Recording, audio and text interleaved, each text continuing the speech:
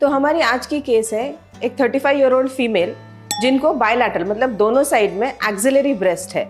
Axillary breast मतलब extra breast tissue in the axilla. नमस्ते, मैं डॉक्टर शीतल लोंडे हूँ। मैं एक बोर्ड सर्टिफाइड प्लास्टिक सर्जन हूँ। I am trained in cosmetic surgery from London. आज की हमारी जो केस है वो है बायलैटरल एक्सिलरी ब्रेस्ट टिश्यू। ये क्या होता है? तो हर फीमेल में एक्सिला में थोड़ा सा ब्रेस्ट टिश्यू होता है, पर किसी किसी फीमेल्स में ये बढ़ जाता है। ये हार्मोनल डिपेंडेंट बढ़ता है। जब ये बढ़ता है तो इसका प्रॉब्लम क्या आता है कि कॉस्मेटिकली हम चाहे वैसे कपड़े नहीं पहन सकते, क्योंकि वो स्लीवलेस ड्रेसेस में दिख जाता है, ब्लाउज में भी कभी कभी वो पकड़ा जाता है। कोई कोई एक्सरसाइजेस है, कोई एक्टिविटीज़ है फास्ट वाले, वो नहीं कर सकते, ये टिश्यूज के बीच में आ सकता है। मेंस्ट्रुएशन के टाइम पे, ओव्यूलेशन के टाइम में इसमें हल्का सा पेन होता है। और सबसे इम्पॉर्टेंट, जब ब्रेस्ट फीडिंग करते हैं, प्रेगनेंसी होता है, तो इसका साइज भी बढ़ जाता है, क्योंकि ब्रेस्ट टिश्यू है तो हार्मोनल इफेक्ट उस पर भी होता ही है।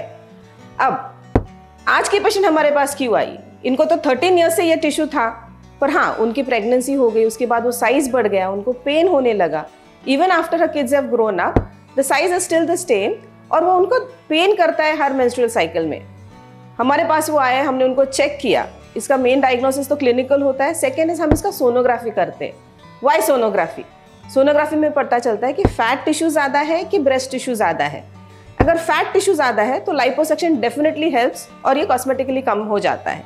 पर अगर फैट टिश्यू और ब्रेस्ट टिश्यू सेम है या ब्रेस्ट टिश्यू ज़्यादा है तो लाइपोसक्शन से तो कुछ होगा नहीं। We have to do a surgical excision of that thing. When we surgically excise the tissue तो स्किन भी निकल जाता है, तो वो मोर कॉस्मेटिकल रिजल्ट और आपका कर्वेचर अच्छा आता है। अब इनको कैसे रिकवरी होगी? ये तो डे केयर प्रोसीजर हुआ। You come in the morning, surgery हो गया, शाम को या दूसरे दिन हम घर भेज देते हैं।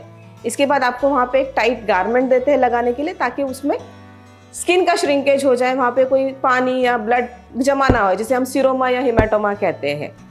Yes, total there will be a pain for that day of surgery. It is taken care by painkillers. बाद में जब पेशेंट घर जाते हैं तो उनको विगरस एक्टिविटीज एक 15 डेज के लिए अवॉइड करना है, और जो जिम है 1 मंथ के बाद आपको करना है, उसके पहले नहीं करना है। इफ यू आस्क मी कि ये पेशेंट इसी एज ग्रुप में आते हैं, no, even young girls come to us, because when it comes in the age of 13 and starts growing, तो अभी की लड़कियां हैं जिनको क्रॉप टॉप पहनने हैं, ट्यूब टॉप्स पहनने हैं या स्लीवलेस पहनने हैं, तो it really looks very horrible. So ये करवाना जरूरी लगता है उनको। या फिर प्रेगनेंसी के टाइम आते हैं कि मैम हम ब्रेस्ट फीड कर रहे हैं और ये स्वेलिंग भी बढ़ गया है, and it is very bothersome. Third is after pregnancy, when they're happy with their families and all, but the swelling still remains and gives them symptoms on and off.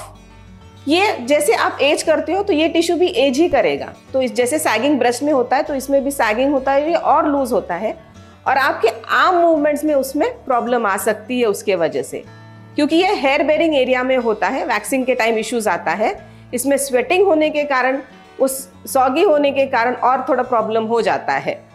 So we would suggest कि yes, you have to get this removed.